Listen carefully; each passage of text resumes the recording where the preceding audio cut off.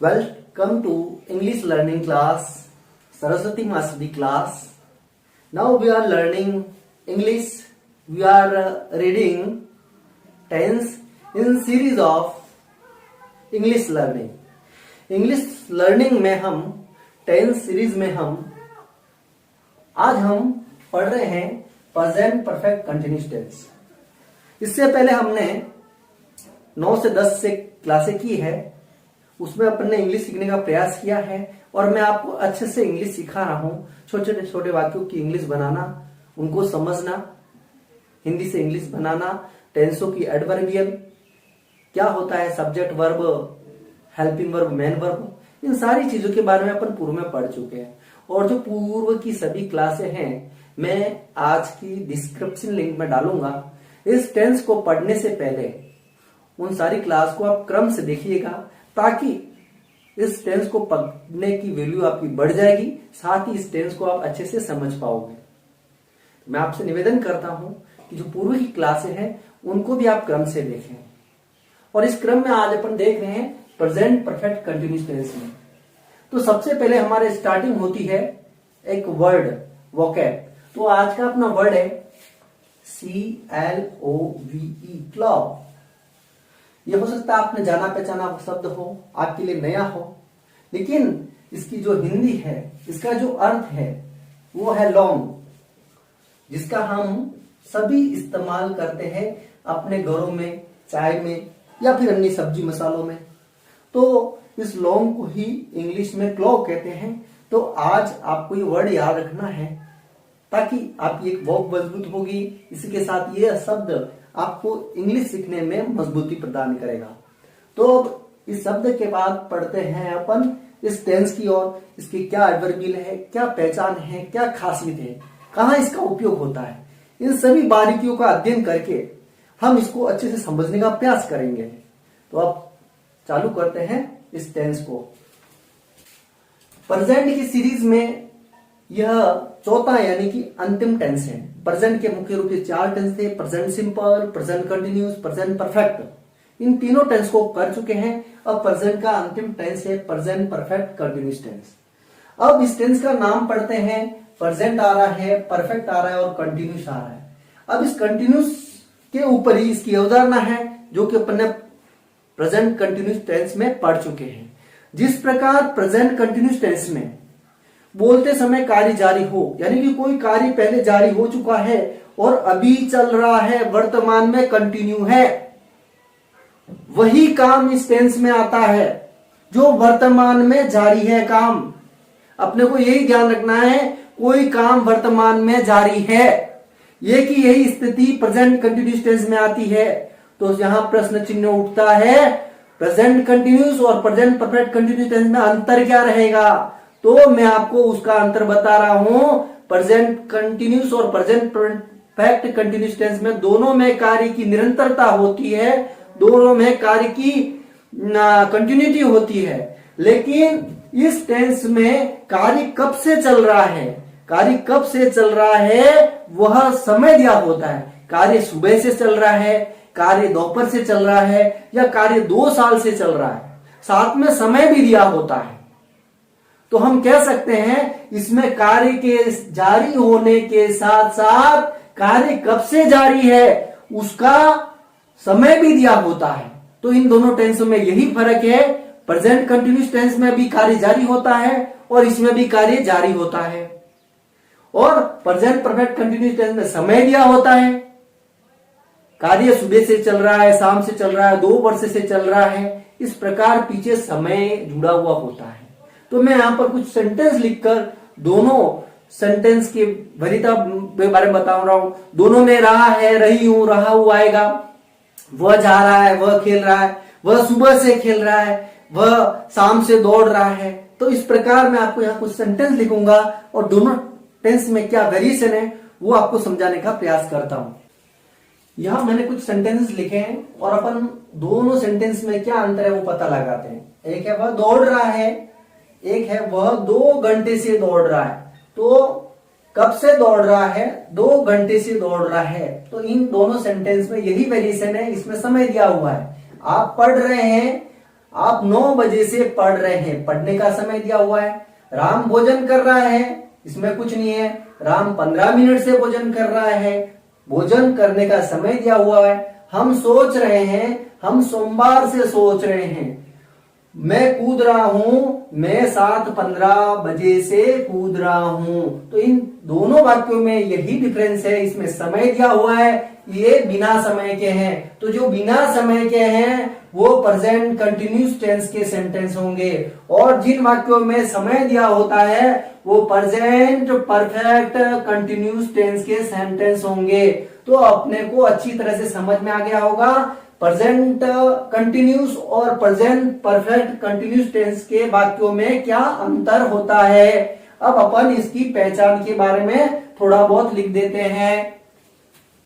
अब मैं यहाँ पर प्रेजेंट परफेक्ट कंटिन्यूस टेंस को आगे बढ़ते हुए और अच्छे से समझाने का प्रयास करूंगा आगे और क्या होता है इस टेंस में। अब अपन देखते हैं कि प्रेजेंट कंटिन्यूस और प्रेजेंट परफेक्ट कंटिन्यूस टेंस में हिंदी वाक्यों के अंत में तो वही होता है, रहा है, रही है, रहे हैं, रहा हूं, रही हूं। ये हिंदी वाक्यों के अंत में होने पर प्रेजेंट परफेक्ट कंटिन्यूस टेंस तभी होगा जब कार्य आरंभ का समय या समयावधि दी हुई होती है। जो वाक्य हिंदी के अंत में, जिन वाक्यों के हिंदी के अंत में रहा है, रही है, रहे हैं, रहा हूं, रही हूं आता है, साथ में कार्य आरंभ का समय भी दिया होता है। कार्य कब से प्रारंभ हो रहा है उसके लिए या तो समय दिया हुआ होगा या समयावधि दी होगी, तो उस कंडीशन में प्रेजेंट परफेक्ट कंटिन्यूस टेंस होगा। अगर समय या समयावधि नहीं दी हुई है वाक्य में और ये हिंदी के अंत में ये सारी चीजें आ रही है तो उस कंडीशन में प्रेजेंट कंटिन्यूस टेंस होगा। अगर उक्त सारी चीजें हैं साथ में समय और समयावधि भी दी हुई है तो वो प्रेजेंट परफेक्ट कंटिन्यूस टेंस होगा। अब हम देखते हैं समय या समय अवधि से पहले, समय या समय अवधि से पहले सिंस या फोर का प्रयोग किया जाता है। जो समय होता है या समयावधि होती है उससे पहले सिंस या फोर का प्रयोग करना पड़ता है। दो में से किसी न किसी का प्रयोग करना होता है। अब कब सिंस का प्रयोग होता है, कब फोर का प्रयोग होता है उसके बारे में बताता हूं। निश्चित समय, पॉइंट ऑफ टाइम हो तो वहां सिंस आएगा, उस समय के पहले सिंस आएगा। जब समय की अवधि हो, पीरियड ऑफ टाइम हो तो उससे पहले फोर आएगा। मैं आपको बता देता हूं, कोई निश्चित समय यानी घड़ी का समय भी हो सकता है, किसी दिन का नाम भी हो सकता है, मॉर्निंग, इवनिंग, नाइट, या फिर कौन से महीने का नाम भी हो सकता है वो भी समय के अंतर्गत आएगा, या किसी साल का नाम आ गया 1982 है, 2002 है। इस प्रकार फिक्स टाइम, फिक्स महीना, फिक्स दिन, फिक्स वार, ऐसा समय दिया होता है फिक्स, तो वहां पर आएगा सिंस। और समय अवधि यानी समय की अवधि दी होती है, समय का बंच दिया होता है, 2 महीने, 15 दिन, 2 साल, 3 महीने या 5 घंटे, 15 सेकंड, ऐसी समय दी होती है जिसमें समय का बंच होता है, समय की अवधि होती है, वहां पर अपने आएगा फोर। तो कुल मिलाकर निश्चित समय, पॉइंट ऑफ समय से पहले, पॉइंट ऑफ टाइम से पहले सिंस आएगा। यानी जब अपने को पता लग पाता है यह कार्य कौन से दिन से प्रारंभ हो रहा है, यह कार्य कितने बजे से प्रारंभ हो रहा है, यह कार्य किस वार से प्रारंभ हो रहा है, यह कार्य किस महीने से प्रारंभ हो रहा है, या फिर यह कार्य कौन से साल से प्रारंभ हो रहा है। इन सारी बातों का अगर अपने को नॉलेज पड़ जाता है तो सिंस का प्रयोग हुआ। अगर अपने को महीने दे दिए, 4 महीने से काम चल रहा है, तो ये अपने को ये पता नहीं लगा पाते हैं कि जनवरी से चल रहा है, फरवरी से चल रहा है, मार्च से चल रहा है, तो अपन महीने का नाम ज्ञात नहीं कर पाते हैं। या फिर अपन ने अपने को कहा वाक्य में 4 साल से वह 10वीं पढ़ रहा है, तो अपन ये पता नहीं लगा पाते हैं 2015 से पढ़ रहा है, 2020 से पढ़ रहा है, इन सारी चीजों का पता नहीं लगा पाते हैं। तो वहां पर भले ही सालों की संख्या दी गई है, यानी कि समय पीरियड दिया गया, वर्ष का पीरियड दिया गया है, तो उस कंडीशन में वहां पर 4 आएगा। तो जब निश्चित समय हो तब आ जाएगा सिंस, और समय की अवधि हो, समय की अवधि 10 मिनट भी हो सकता है, 10 सेकंड भी हो सकता है, 2 घंटे भी हो सकता है, इस प्रकार समय की अवधि दी हुई हो तो वहां पर 4 आएगा। इस सिंस 4 को अपन एक बार और अच्छे से समझते हैं, उसके लिए मैं आपको कुछ लिखकर बताना चाहूंगा। तो इससे पहले आप इसको भी नोट कर लीजिएगा स्क्रीनशॉट लेकर, ताकि आपके भविष्य में काम देगा। अब मैं यहां पर आपको सिंस प्रयोग के बारे में बहुत विस्तृत और अच्छे से और बता रहा हूं। कहां पॉइंट ऑफ टाइम होता है, कहां पीरियड ऑफ टाइम होता है। पॉइंट ऑफ टाइम यानी किसी भी पास्ट ईयर का नाम आ गया, 1982, 2020 या 2014, तो उस कंडीशन में सिंस आएगा। और ईयर्स की संख्या आ गई, वर्ष की संख्या आ गई, 5 इयर्स, 10 इयर्स, 2 इयर्स, इस प्रकार आ जाता है, वहां पर 4 आएगा। एनी पास्ट मंथ, पिछले किसी महीने का नाम आ गया, जनवरी, फरवरी, मार्च, अप्रैल, इस प्रकार किसी मंथ का नाम आता है तो वहां आएगा सिंस। जबकि मंथ की संख्या आ गई, 2 मंथ, 5 मंथ, 7 मंथ, इस प्रकार मंथ की संख्या आ जाती है, वहां पर आएगा 4। एनी पास्ट डे, किसी भी दिन का नाम आ जाता है, Sunday, Monday, Tuesday, Wednesday, Thursday, Friday, तो वहां पर आएगा सिंस। जब डे की संख्या आ जाती है, नंबर ऑफ डेज आ जाते हैं, 5 डेज, 10 डेज, 11 डेज, 20 डेज, दिनों की संख्या आ जाती है, तो वहां पर आएगा 4। टाइम, जब घड़ी का फिक्स टाइम आता है, 7:30 PM या AM, 5 o'clock, इस प्रकार घड़ी का कोई भी टाइम होता है तो वहां पर आएगा सिंस। जब आवर्स की संख्या, घंटों की संख्या दी हुई हो, मिनटों की संख्या दी हो, या सेकंड की संख्या दी गई हो, 10 आवर्स या 30 आवर्स, 10 मिनट्स, 10 आवर्स, 35 सेकंड्स, इस प्रकार संख्या दी गई होती है तो वहां पर 4 आता है। मॉर्निंग हो, इवनिंग हो, नाइट हो, yesterday, the before yesterday, previous night, previous day, previous, the before yesterday, the before yesterday night, इस प्रकार के जो सेंटेंस या सेंटेंस में शब्द आते हैं उनके साथ सिंस आएगा। अब मैं आशा करता हूं सिंस 4 को आप अच्छी तरह से समझ गए हैं। पॉइंट ऑफ टाइम क्या होता है, पीरियड ऑफ टाइम क्या होता है, समय की अवधि, समय का मंच होता है, वहां पर 4 आता है। और जब फिक्स समय होता है वहां पर सिंस आता है। अब आगे बढ़ते हैं इसके स्ट्रक्चर के बारे में, इसके एडवर्बियल्स के बारे में। मैंने यहां पर इस टेंस में आने वाले एडवर्बियल्स यानी इंग्लिश सेंटेंस में क्या पहचान होगी वो बताया है। एक तो सिंस 4, आल में से कोई न कोई शब्द होगा, साथ में इसके पॉइंट ऑफ टाइम यानी निश्चित समय दिया हो सकता है, या पीरियड ऑफ टाइम, वो सिंस 4 या ऑल के साथ इसमें से कोई न कोई चीज दी हुई होगी, तो वो प्रेजेंट परफेक्ट कंटिन्यूस टेंस का सेंटेंस होगा। अब देखते हैं स्ट्रक्चर के बारे में। स्ट्रक्चर में अपने सबसे पहले सब्जेक्ट आता है, फिर हेल्पिंग वर्ब आता है, फिर मेन वर्ब प्लस आईएनजी आता है इस टेंस में, फिर सब्जेक्ट, ऑब्जेक्ट, फिर सिंस 4 और उसके साथ समय भी दिया हुआ होता है। ये इसके स्ट्रक्चर में आता है। तो इस टेंस में 2 हेल्पिंग वर्ब है जो सब्जेक्ट के बाद प्रयुक्त होगी। एक तो है हैज बीन, दूसरी है हैव बीन। अगर सब्जेक्ट अपने पास ही, सी, इट, नेम्स, वह सिंगुलर है तो वहां पर अपने हेल्पिंग वर्ब आएगी जो हैज बीन आएगी। अगर अपने सब्जेक्ट आई, वी, यू, दे, वह प्लूरल PLURAL यानी कि सब्जेक्ट आई, वी, यू, दे वह बहुवचन है तो वहां पर अपने हेल्पिंग वर्ब हैव बीन आएगी। हैज और हैव के बारे में अपन प्रेजेंट परफेक्ट में अच्छे से पढ़ चुके हैं। सिर्फ अपने को ये यहाँ ध्यान रखना है, ही, सी, इट, नेम वह सिंगुलर के साथ हैज बीन आएगा, और आई, वी, यू, दे वह प्लूरल के साथ हैज बीन आएगा। तो ये अफर्मेटिव सेंटेंस का स्ट्रक्चर है। अगर इसी का अपन नेगेटिव बनाते हैं तो नेगेटिव सेंटेंस बनाएंगे NEGATIVE, नेगेटिव सेंटेंस बनाएंगे तो उसमें जो अपनी हेल्पिंग वर्ब है वो हैज नॉट बीन हो जाएगी और हैव नॉट बीन हो जाएगी नेगेटिव में। अपने को इस बात का ध्यान रखना है, नॉट को इन दोनों के बीच में लगाना है, न कि इनके पीछे। तो नेगेटिव में जो हेल्पिंग वर्ब आएगी हैज नॉट बीन और हैव नॉट बीन। बाकी सारी चीजें वैसी की वैसी रहेगी। सब्जेक्ट की जगह सब्जेक्ट होगा, हेल्पिंग वर्ब की जगह हेल्पिंग वर्ब, और मेन वर्ब आएगी उसमें आईएनजी जोड़ना ही पड़ेगा, उसके बाद ऑब्जेक्ट आता है।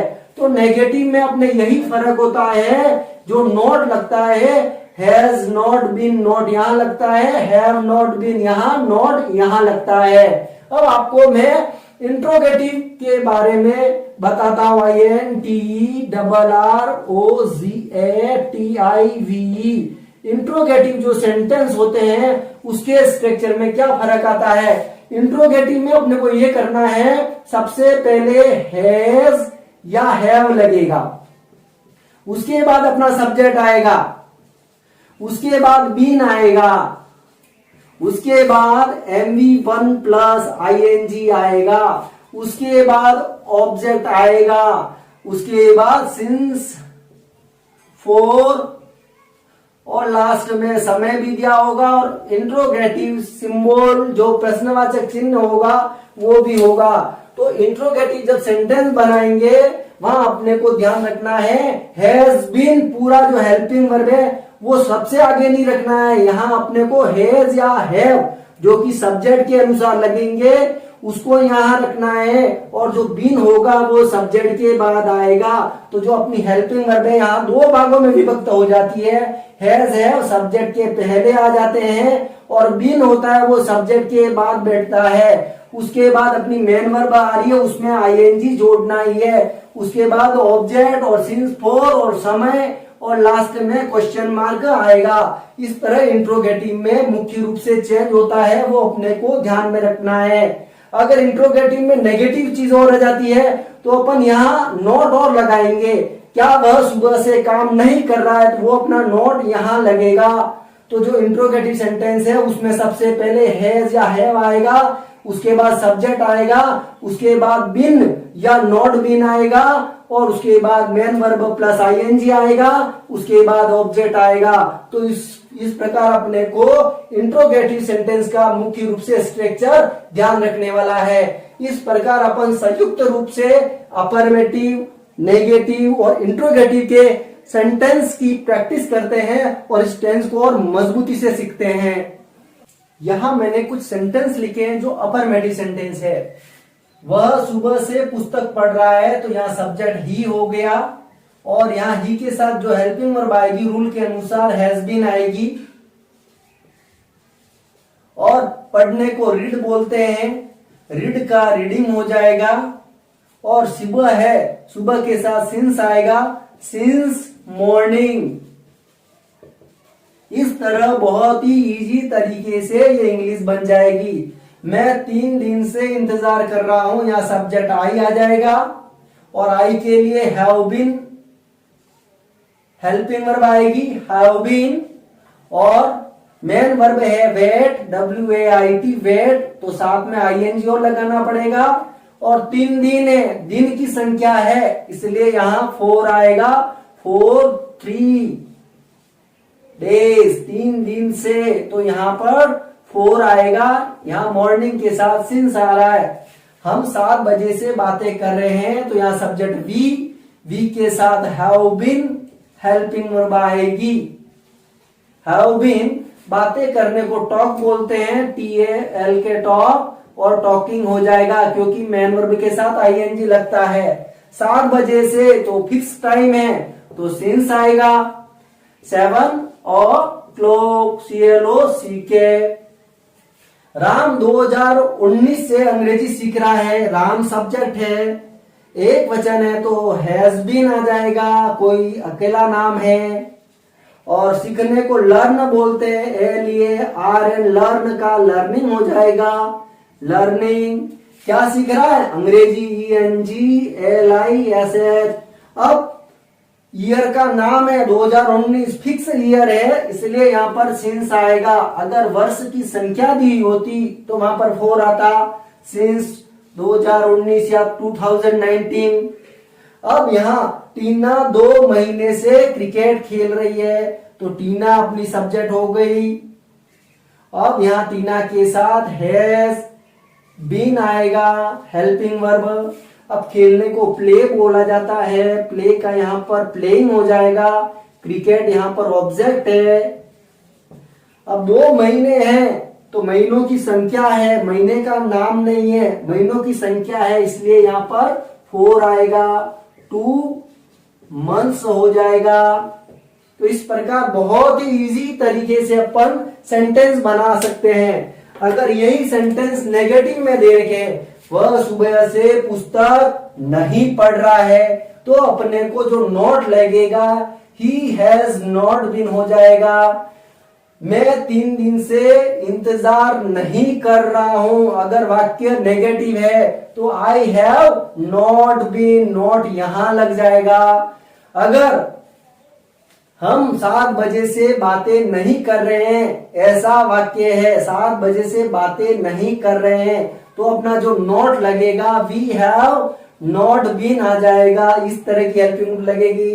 राम 2019 से अंग्रेजी नहीं सीख रहा है, नहीं आ गया वाक्य में, तो यहां पर हैज नॉट बीन हो जाएगा। Ram has not been learning English since 2019।